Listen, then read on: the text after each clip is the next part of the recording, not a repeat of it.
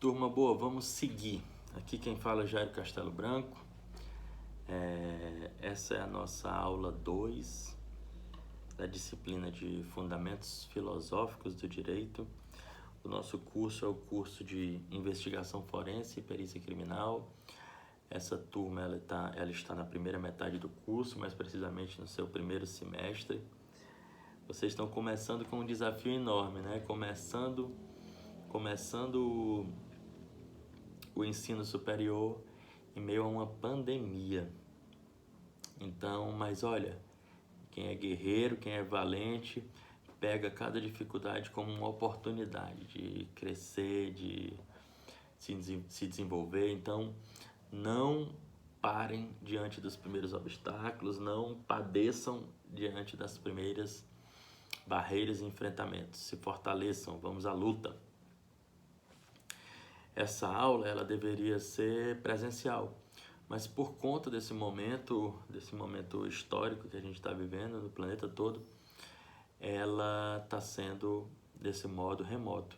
A nossa faculdade, ela obviamente queria que não fosse esse formato, ela queria que fosse no formato presencial, mas ela compreende esse momento e tem construído ferramentas para mitigar esses problemas para vocês, ou seja, para que vocês sintam o mínimo possível o impacto disso e que possam avançar. Então vocês têm o livro de vocês têm esse material que eu vou mandar em PDF, vocês têm um ambiente virtual, vocês têm os grupos de WhatsApp, então são muitas ferramentas, além das leituras complementares, para que você possa avançar nessa caminhada, apesar dessa dificuldade momentânea.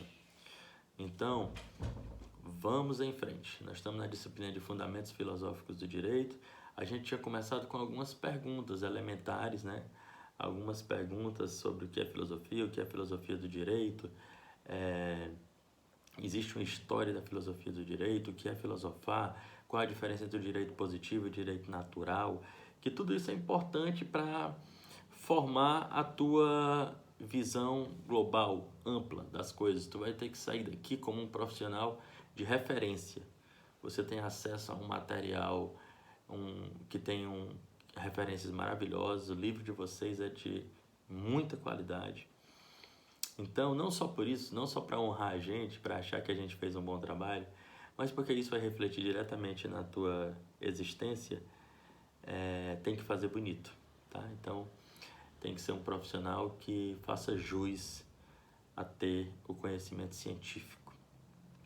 Uma das perguntas que a gente separou aqui, por que Hans Kelsen é considerado um dos pensadores mais importantes para o direito moderno? Kelsen foi um pensador que buscou responder a seguinte pergunta: o que é direito?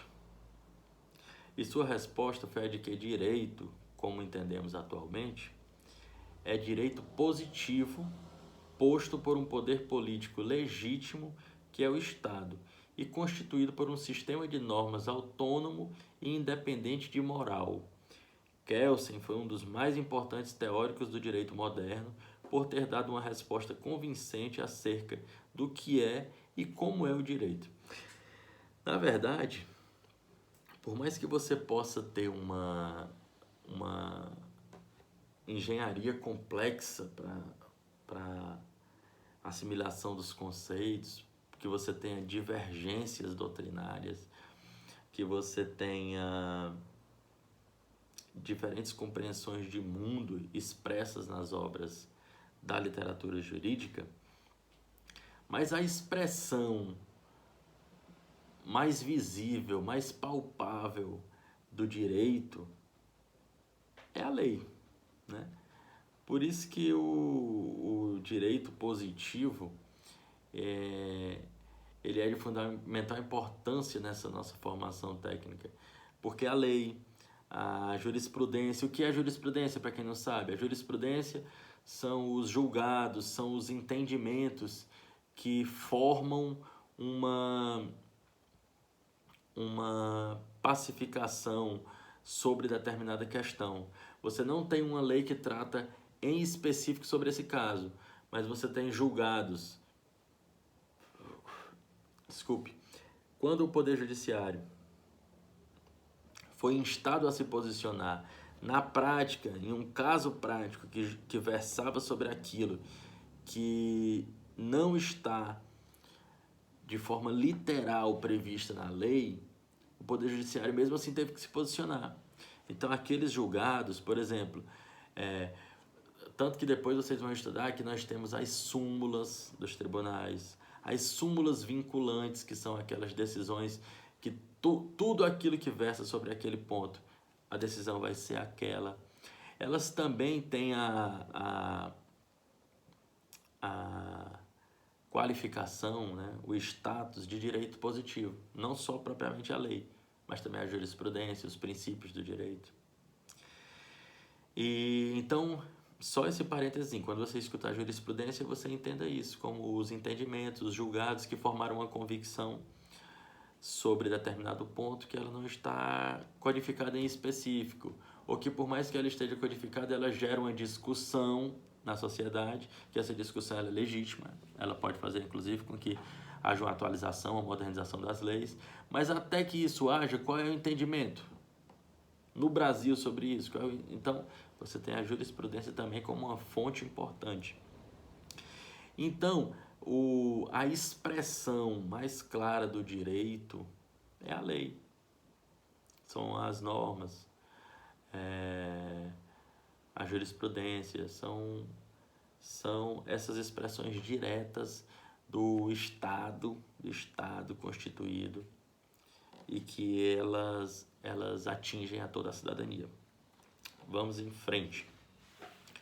O que é teoria crítica do direito? Não há uma única teoria crítica do direito, mas um conjunto de teorias que discutem e problematizam o conceito de direito, exclusivamente relacionado ao direito positivo, buscando aproximar direito de moral e ética, dando um sentido mais humanizador às práticas jurídicas e à interpretação das normas. Veja bem, olha que bacana aqui esse conceito aqui que o nosso material traz. Aproximar direito de moral e ética, dando um sentido mais humanizador às práticas jurídicas e à interpretação das normas. É importante essa discussão aqui, essa problematização que o nosso material traz, porque talvez no Poder Judiciário vocês vejam, eu espero que não tenham a oportunidade de conviver com isso como parte, né? Que vocês não possam ser prejudicados jamais por isso.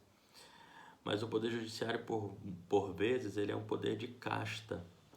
Ele é um poder muito elitizado. Ele é um poder que ele tem uma compreensão muito miúda da vida do povo. Então, quando ele fala aproximar o direito de moral e ética, ele não está falando de um espectro político, de uma moral conservadora, propriamente dita. Ele não está falando disso. Está falando da moral média do povo, da sociedade, das pessoas, daquilo que não se abre mão. Então, a teoria crítica é porque o direito em si ele não é crítico. O direito em si ele é conservador, ele amortece as problemáticas da sociedade. Não, peraí, apesar disso a gente tem que avançar, apesar das desigualdades, como se aqueles valores eles não fossem plenos em si de eficácia para tornar uma sociedade injusta, impraticável, ingovernável. Então, em si, o direito ele conserva. Ele é um estamento que as relações de poder vigentes se utilizam para estagnar a discussão política. Mas aí você tem a teoria crítica. Nos diferentes ramos do direito, você vai ter correntes, você vai ter posicionamentos, você vai ter associações de juristas sob determinada ótica. Isso constrói não só a divergência, né? Isso constrói a vida em respeito à pluralidade. Existem valores que são objetivos para todo mundo, para todas as pessoas, toda a cidadania, mas a pluralidade garante a nossa luta para conquistar que aquilo venha a ser majoritário em sociedade. Então, por isso a importância da teoria crítica do direito. A teoria crítica do direito no Brasil, são muitas as teorias críticas do direito no Brasil, elaboradas por muitos pensadores de diferentes correntes e bases teóricas. Porém, apesar das diferenças, todas as teorias críticas do direito brasileiro possuem como ponto comum a busca de uma interpretação do direito segundo valores éticos e que garantam os princípios democráticos estabelecidos na Constituição Federal em vigor. A Constituição ela é imutável? Não. A Constituição ela pode ser reformada? Sim. A Constituição ela pode deixar de ser a Constituição e nós passarmos a ter outra Constituição? Sim. Mas a Constituição em vigor, ela é a base, ela é o fundamento, ela é o ponto de unidade, de pacificação, ela é a nossa garantia, ela é a nossa segurança. Então, por mais que hajam divergências, que hajam correntes doutrinárias, que hajam posicionamentos ortodoxos e heterodoxos, mas existe um ponto comum na teoria crítica no Brasil: a defesa da Constituição. Porque ela nos garante o respeito à nossa condição humana. Imagine só se um de vocês tivesse um pensamento diametralmente oposto ao meu e que nós não tivéssemos o direito de expressar isso, que só um de nós tivesse o direito, que os contrários fossem despossuídos desse direito, ou se calassem, ou fossem atacados pelas forças públicas meramente por pensar o oposto. Então a Constituição é a nossa garantia. Dela nós não podemos abrir mão. Não só como cidadãos, como garantia da nossa expressão, mas também profissionalmente.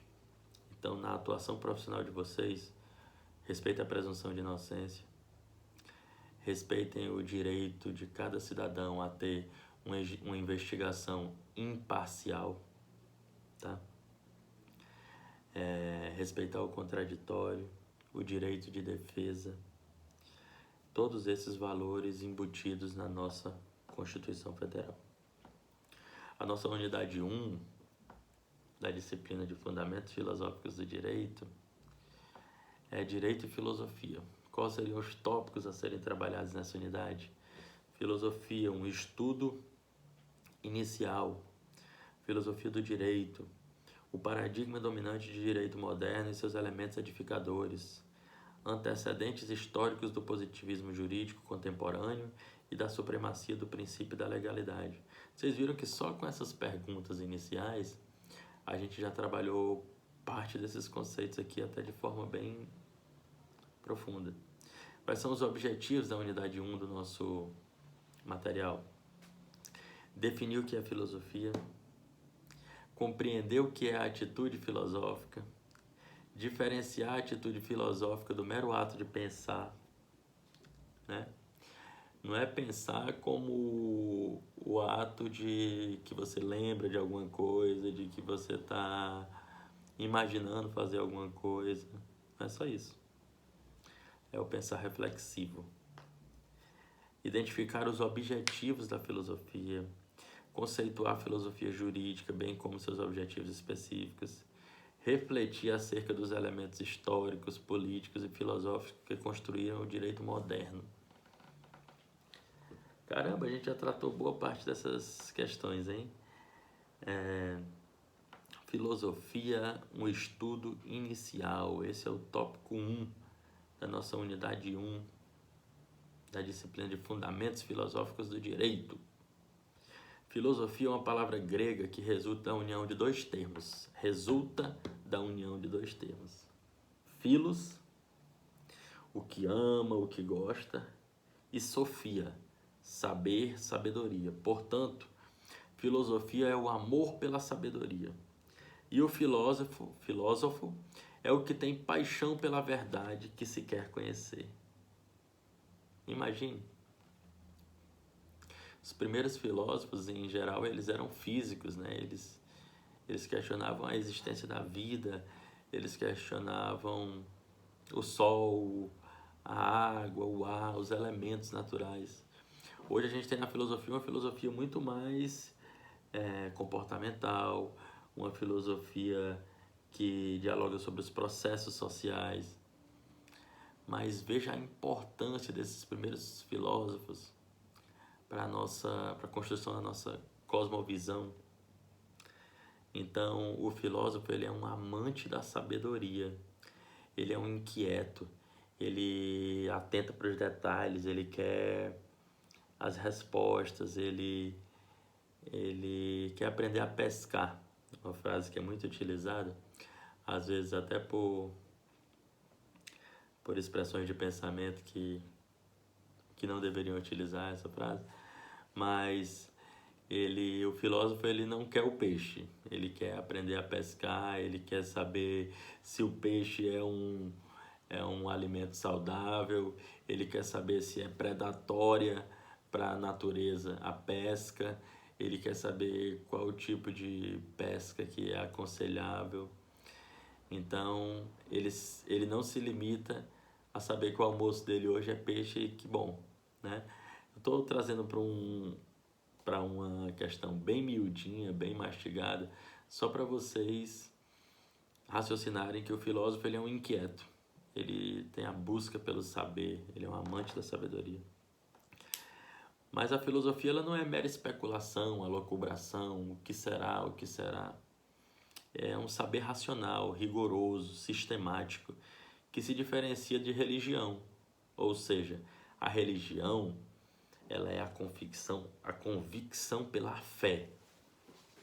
E aqui, atentai bem cada um. O fundamento para mim é que cada um de vocês tem a liberdade de crença que vocês quiserem, tenham os credos, a religião que quiserem. Não se trata disso. A diferença da filosofia e da religião é que a religião, ela se fundamenta na fé. E a fé, ela não precisa ser demonstrada. Eu acredito nisso. Ah, mas por que esse fenômeno aconteceu? Não, porque estava escrito, isso ia acontecer. Então você não precisa de comprovação. A fé, ela é suficiente para suprir a sua questão, a sua dúvida. A filosofia não, ela é metódica, ela é racional, ela é rigorosa, sistemática. É uma busca profunda de sentido. Por exemplo, com relação à saúde, você pode ter uma fé que a sua crença vai te resguardar de um problema de saúde. E você pode tomar um remédio, você pode tomar os devidos cuidados, você pode... Isso não te impede também de você utilizar toda a ciência a teu favor e ter uma crença. Não te impede. Só estou fazendo uma diferença conceitual, né? Que se você fundamenta apenas na fé, te bastaria de que a tua divindade, a tua crença, ela te seria suficiente, te guardaria. A filosofia não. O dogma, que é como a religião trabalha, o dogma é uma verdade a priori, aceita sem questionamentos. Não, porque é assim. Porque a vontade da minha crença era essa. O dogmatismo, ao longo da história, resultou em intolerância e opressão. Como nós já vimos isso, hein?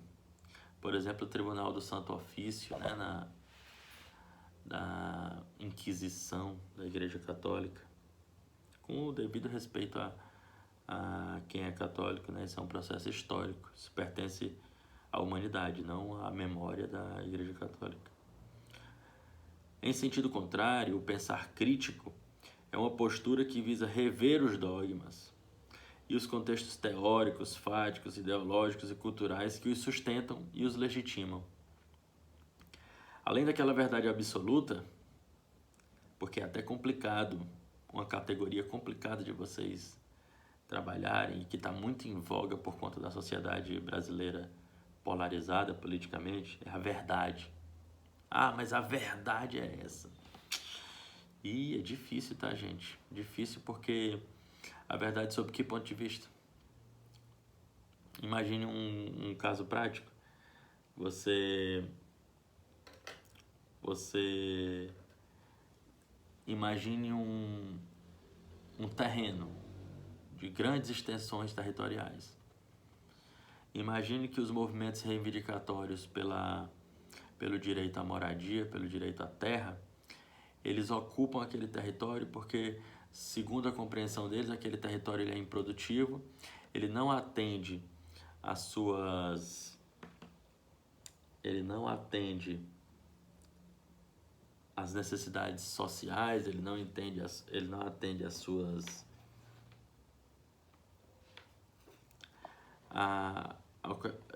tá me faltando aqui a expressão, mas ele não cumpre com o que a Constituição prevê, e aí os movimentos reivindicatórios ocupam aquela terra. Aí você é o dono daquele pedaço de chão também, e você só tinha aquele pedaço de chão. O seu projeto financeiro, o seu projeto de vida para os próximos anos era vender aquela terra ou era produzir alguma coisa naquela terra, só que você não tinha feito ainda, você não tinha ainda atendido essa condição social de posse da terra efetiva por condições materiais. Então, os movimentos reivindicatórios, eles vão ter uma verdade sobre aquilo. E você, como proprietário, você vai ter outra verdade. Não, mas não é isso. Não é que eu não atenda ao que a legislação determina, é porque, na verdade, eu não tive condições ainda de fazer isso. Então, são diferentes pontos de vista, né? Ao mesmo tempo, se os movimentos reivindicatórios esperassem ter uma pesquisa minuciosa sobre todas as situações para poder ter a sua atuação afirmativa, dificilmente eles também teriam êxitos nas suas bandeiras. Então, não estou dizendo que esse está certo nem que esse está errado. Estou dizendo que, sobre a mesma perspectiva, você tem duas visões de mundo. E eu estou dando só um exemplo. Um exemplo. Você pode ter outros exemplos. Você pode ter, por exemplo, que ao invés de buscar o devido direito à sua posse novamente da terra, através das vias legais, o dono dessa terra usou de violência desproporcional. Então, não, mas essa terra era minha, eu tenho o direito de garantir essa terra, e ele tinha essa verdade. E ao mesmo tempo, mesmo aquele que estava reivindicando, ele diz, não, mas eu não preciso exatamente dessa terra não. Se o governo me garantir outra terra, na verdade o meu ato aqui ele é um ato reivindicatório. Então, e se o dono da terra tenta negociar e ele é que na verdade é agredido de forma desproporcional? Então sempre você vai conviver com os contrários em sociedade. A mediação, por exemplo, ela cresce, ela se fortalece como uma alternativa de efetivação da justiça. Por quê? Porque não existe uma verdade absoluta. Essa é uma compreensão dogmática da vida, das coisas, da sociedade. Então a filosofia, ela confronta essa perspectiva dogmática de sociedade. Os exemplos foram um pouco confusos. Poxa, agora veio a expressão que me faltou, a função social da terra, né? Sobre esse exemplo que eu citei. Mas na verdade eu não queria falar de conflitos rurais, de nada disso. O que eu queria dizer para vocês é que sobre um mesmo problema você pode ter 2, 3, 4 formas de visualizar e de compreender. A atitude filosófica é o ato de reflexão questionadora própria do filósofo, daquele que, tendo a consciência de que o saber é sempre provisório e também infinito, renova e reinventa sempre as perguntas que formula. É assumir o risco de viver sem verdades, ou sem verdades absolutas, né? Mas você também pode ter suas verdades absolutas, você pode ter suas crenças, você pode ter compreensões que elas possam ser apenas sensitivas, mas que você não abre mão. Isso aqui não é uma proposta de vida que eu estou fazendo a vocês, não. É uma explicação sobre uma compreensão de mundo. A filosofia como contestadora de verdades absolutas. E aí você vai necessariamente se deparar com algumas discussões quando você trata de filosofia. O senso comum, que é o conhecimento popular, o conhecimento que não se fundamenta em evidências, nem em pesquisa, aquelas verdades que a gente adquire dentro de casa, da família. Você vai ter a religião, que a religião ela se expressa muito através da fé. Você vai ter a ciência, que se expressa através da razão, e a filosofia através da reflexão.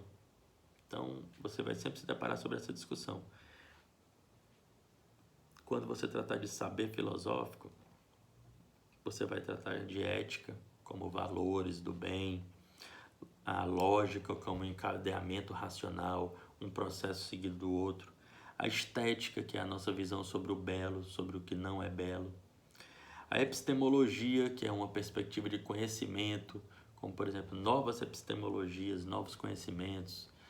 O Boaventura de Souza Santos, que falou das epistemologias do Sul, né? A gente ter aqui no nosso continente compreensões próprias e não se basear só no eurocentrismo. A metafísica, que seriam categorias ou essências do ser. Então, quando se trata de saber filosófico, você vai necessariamente conviver com essas indagações. Aí nós vamos deixar aqui como proposta de que vocês possam raciocinar também historicamente a filosofia antiga como a filosofia do século 6 a.C. ao século 5. A filosofia medieval do século 5 ao século 15 depois de Cristo. A filosofia moderna entre os séculos 15 e 16 ao século 19. E a filosofia contemporânea da metade do século 19 até os dias atuais. Ou seja, a filosofia, a reflexão como expressão dos períodos históricos, das relações de poder, das lutas em sociedade, da visão majoritária da sociedade sobre as coisas. Então, a gente pode fazer, é um pouco complexo, mas a gente pode sim trabalhar com essa categoria de divisão temporal, filosofia antiga, medieval, moderna e contemporânea, assim como as idades, quando a gente estuda sobre os fundamentos históricos do direito. A gente já está se aprofundando aqui e chegando já a quase meia hora de aula, então a gente vai encerrar mais esse bloco, tá?